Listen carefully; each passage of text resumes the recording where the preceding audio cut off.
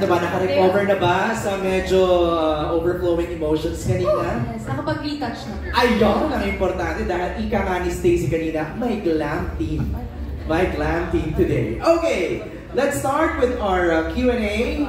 We begin our segment with a question from Claire of Capex. Sabi ni Claire, for you, what is Kapamilya and how does it feel to be part of Kapamilya? Let's ask Joanna, our leader. What is Kapamilya? Yes, ang sarap naman pakinggan ng Kapamilya. For Beanie, being a Kapamilya, it's not just about being part of a company, ABS-CBN. It's about being part of a family na binavalue yung love, yung support, and unity. And from the word Kapamilya itself, pamilya, that's how it feels every day. And hindi lang to between us and the management. Sa lahat, marshals namin, safety officers, utility, sound engineers. Alam mo yung ramdam mo na hindi lang trabaho yun para sa kanila. Kung paano nila kami alagaan, pakisamahan, alam mo may pagmamahalan. Siguro kaya din, grabe yung pagmamahal na nabibigay namin sa CAF namin, sa supporters namin, kasi punong-puno na kami ng pagmamahal dito pa lang sa home namin, sa ABS-CBN. So to answer your question po, ano yung Kapamilya sa amin? Kapamilya is Beanie and ABS-CBN po. Thank you, Master Joe. Maraming salamat. Next is from Metro.Style kay Trisha Matias. And Sheena, ikaw daw sumagot nito. Itong question ni Trisha.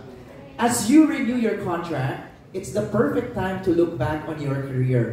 What was the most hurtful comment you received in the past when Beanie was just starting out? And how did you manage move past that?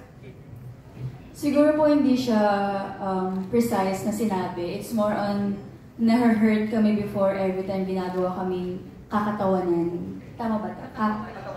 Kakatawanan. Katatawanan. Kakatawanan. Katatawanan. Katatawanan. Basta ginagawa kami katatawanan. Parang, siguro gets pa if yung content before is talagang funny, ganyan. Pero kasi nung trainees pa lang kami, o nung nag-start na kaming i-release sa public, mahilig kaming mag-song cover, dance covers, or sing and dance. And people would make fun of us, like talaga, ha-ha-ha, na-caps lock, gano'n. So, feeling ko sa point of view namin, girls, grabe, tinatawan lang nila kami, pero hindi nila alam yung sacrifices and pinagdaanan namin to be part of this group. Siguro may part sa amin na sana lahat ng taong nakakilala sa amin, alam yung journey namin, para hindi kami tatawanan na lang ng gano'n. Or if hindi kami kilala, which is valid kasi hindi naman talaga kami kilala, no? Siguro, just ignore us, hindi yung literal na gagawin mo kami nakakaano lang sa feeling na grabe. Ito yung tingin nila sa amin, pero nagpapakita kami ng talento na pinaghirapan namin. Did it make it tough? Yup, it made me tough. Yeah! So, may accent na naman siya. Yes po. Kaya for world tour ha, nag-accent ka na. Yes. Thank you, Sheena. Now, ito kay Colette naman daw, according kay Trisha, what was the most emotional moment you shared as a group recently? And was there a moment when you cried as a team because of the overwhelming success you've been receiving? Siguro po itong concert namin sa Araneta kasi hindi naman sa sobrang dami na namin na-achieve na naiiyak kami. Naiiyak kami in a way na nafe-feel namin yung love talaga and support ng mga taong talagang naniniwala sa amin. And, paano ba? Talagang love kami nila na kilala kami isa-isa po.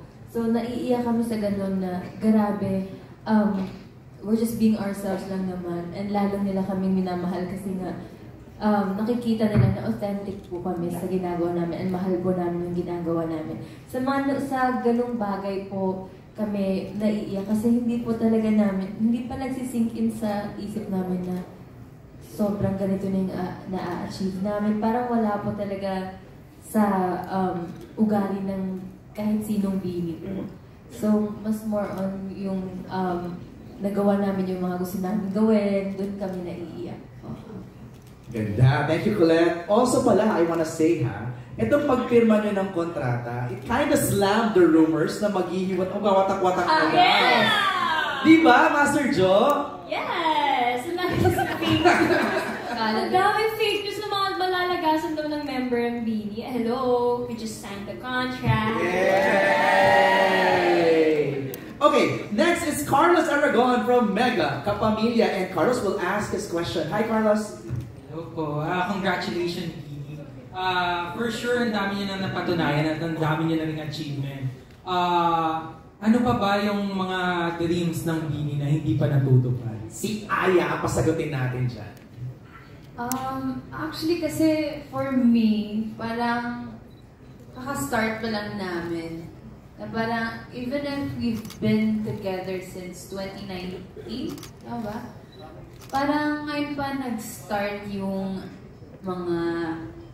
mabigat na pangyayari. Hindi, yung parang with the tours, with concerts and shows, events, brands and everything po. So there's still a lot to venture, and hopefully we really get to have more blooms and makaform ng mga blooms in different countries. Now hopefully they can not only listen to our songs, but we can also bridge them to listening more to the many songs that we have here in the Philippines and the many great artists that we have here.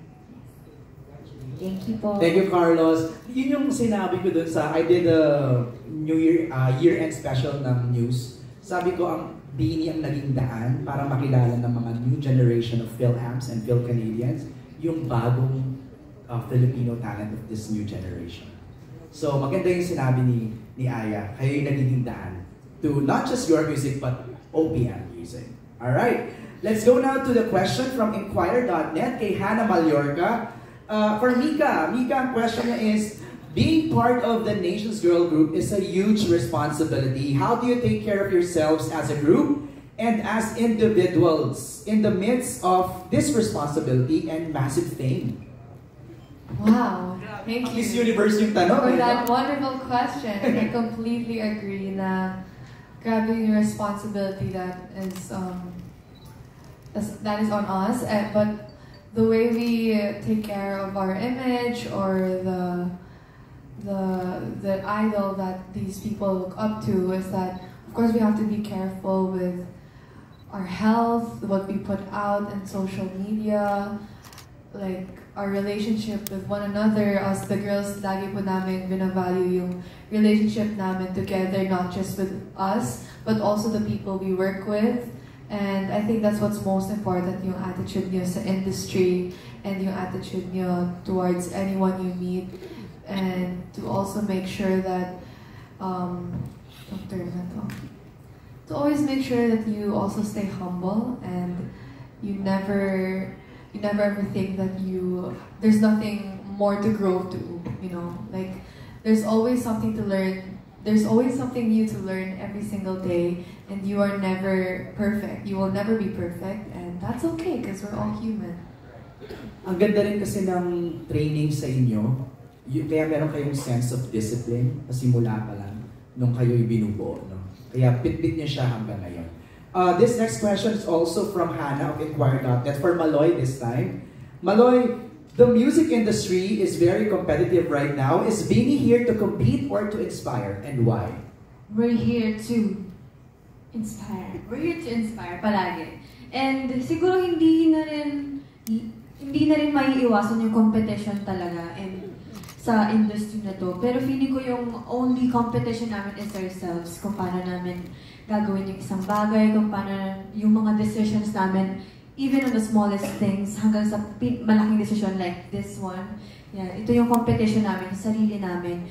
And yun naman yung aim namin palagi kapag naglalabas kami ng mga songs or everything that we put out there. Lahat yan, we want to inspire people, we want to inspire you. And kapag nakakapag-inspire kami ng ibang tao, na-inspire din kami as well. So parang,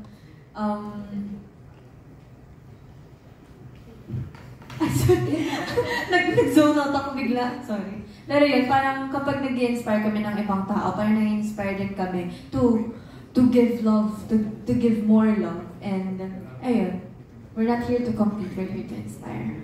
Always. Thank you, Maloy.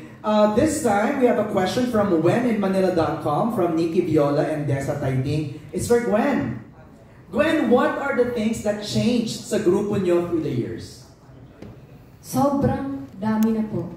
Pero siguro, let's start with our routine. Kasi before when we were just starting po, parang paulit-ulit lang yung routine namin. Mag-training kami, gagawin namin yung assignments namin for singing, yung mga dance namin, videos, and then ngayon, parang we are blessed sa mga ganap po namin. Kasi dati, we are patiently waiting talaga. Kasi syempre, onti pa lang po talaga yung mga na-receive namin mga invitations sa mga events. Ganun. Tapos ngayon po, super blessed with our, lahat ng mga nangyayari po sa Bini. And siguro ito talaga, isa sa pinakamalaking nagbago. Kasi nung nagsisimula pa lang kami, ang hirap ipakilala ng grupo namin. Ang hirap ipakilala yung ginagawa namin. Tapos ngayon parang we're receiving so much love sa mga tao, and slowly through the years, nare-recognize na rin po kahit papano yung craft na ginagawa po namin. Thank you, Gwen. Puno na ba ang calendar niyo for 2025? Miss MQ. Parang mukhang puno na no, yung calendar nila. Next, we have a question from Mikey Viñas from Kapamilya Vines. This is for Stacy. Staku, what do you feel that Bini is considered now as one of the standards in P-pop groups? Of course po, nakakakilig, pero nakaka-pressure din po at the same time kasi syempre parang isa na rin po kami sa mga tinitingala, ganun. And naalala ko before, parang kami pa lang yung mga nangangarap na ang dami namin mga ina-idolize na mga stars, ganun. Pero ngayon, isa na rin po kami doon sa mga nilulook up to. Pero ayun, parang nakakakilig lang kasi minsan po may mga nakikita kami sa online na gumagaya ng outfit namin, yung mga K-pop, kino-cover na rin yung Pantropiko, yung salamin. And ang saya kasi yung dating Bini na hindi naman talaga namin expect, and ngayon nangyayari na yung mga pinagpipray namin. And ayun po, yung kung ano po yung nakikita nilang Bini standard na yun, gusto po namin mas angatan pa po yun in the future. Yes. Thank you, Stacy. Curious ako, binabalikan niyo ba yung old videos niyo? Yes. Hindi na po. Yes! I love it. Talaga? Eh, iba lang po. May iba na hindi na. Ano yung favorite yung laging binabalikan? Binicore. Ah. Ako po na vlogs. Yung Vlogs, oo. Yung mga fan edits? Yung meron po kaming, ang tawag doon? Nung Chinese pa lang kami. Nung Chinese pa lang. Okay, ayaw daw ni Ate Jo. Kasi naman, nakita niyo naman yung tigyawat ko sa Nakabangs. Ano ba? It's fine. It's so big, like, It's you're human. Yeah, I know. Yeah. Pero totoo yung Binicore, yung mga edits po. Ang dami din kasi sa Black App. Ay! Ang dami sa Black App. Yeah. Yung mga humble beginnings na yung nagbibigay kayo ng flyers, no? That was really touching, no? Touching and humbling, no? Yung video na yun. Thank you, Mikey, for your question. Next, we have from ABS-CBN Push, Nika Sabio. This is for Master Jo, Sheena, and Maloy. Ang question niya is, being one of the most popular Filipino groups of this generation, how do you handle fame and keep your feet grounded? Anybody from Maloy, Jo, and Sheena? Yes. Wait lang po bago ko sagutin. Si Ate Mika Sabio, kasama ko siya lumalaban before sa radio at TV broadcasting. Whoa! Diba? Ang small world! Okay, sagutin na natin. Ako siguro, family talaga. Family. Kaya siguro every time na may malaking ganap or na-feel ko na na-overwhelm ako, kailangan ko ng kailangan ko ng time with them. Para lang bumaba yung energy na, basta yes, oo, tama, yung energy na binibigay ng mundo. And, mag-ground ako. And, mag-ground ako. Hindi, tsaka na ako. Tsaka yun, parang sila lang yung lagi ko iniisip every time na nahirapan ako. Yun. Para may masagot pa kayo. Ako siguro, hindi ko siya masyadong nilalagay sa utak ko. Kaya parang carefree pa rin ako lumabas. Lumalabas pa rin ako kahit saan pupunta ako. anywhere I want to go. Kasi hindi ko masyado siyang iniisip na Beanie, Maloy, na Beanie ako. So, well, ano siya, double-edged sword. Kasi syempre may mga tao talaga makakilala sa'yo. Pero mas pinaprioritize ko yung well-being ko. Na ito yung makakatulong sa akin. And alam ko rin naman paano i-handle yung mga ganang situations. And katulad ni Jo, siguro yun nga, yung reminder talaga ng family. Ako kasi tawag sa akin sa bahay is Lucky. Yun talaga yung nickname ko. So kapag naririnig ko yung name ko na Lucky, okay, so dito ko na-expired. So parang naging reminder siya for me na to keep me grounded talaga na okay, dito ko na-start, I have to, kailangan ko mag-look back ulit, ganyan. So every time tinatawag ko ng parents ko na Lucky, I'm home. Yeah. Thanks, Lucky. Sheena? Well, for me, ang tingin ko naman po is it's a natural thing for us being na grounded na talaga kami. Kasi simula nung last year na nag-boom kami hanggang sa ngayon, every time na tinatanong kami, anong feeling na kaya ganyan? Lagi lang namin sinasagot is, hindi pa rin nagsisink in. And hindi ko alam kung kailan magsisink in sa aming girls. Kasi, yun nga, lagi ko rin sinasabi, hindi bagay sa aming lumaki yung ulo or magyabang. Sobrang feeling namin pag magyayabang kami. Tsaka feeling ko dahil din sa naging journey namin, ang tagal namin itong na-achieve. So every time na merong blessings, talagang ano ba tawag dito, sobrang grateful namin kasi ang tagal namin itong hinintay and ayaw namin magpakita ng kahit na anong bad attitude or basta kung anumang negativity yan kasi syempre natatakot kami na mawala lang to agad sa isang iglap kasi nga yung pag-boom namin sa isang iglap lang din nangyari. So anything can happen. So ang gusto lang namin girls talaga is enjoy tong moment na to without getting into our head. You got it right. Yes. Listen to you. Thank you po. Thank you, Sheena.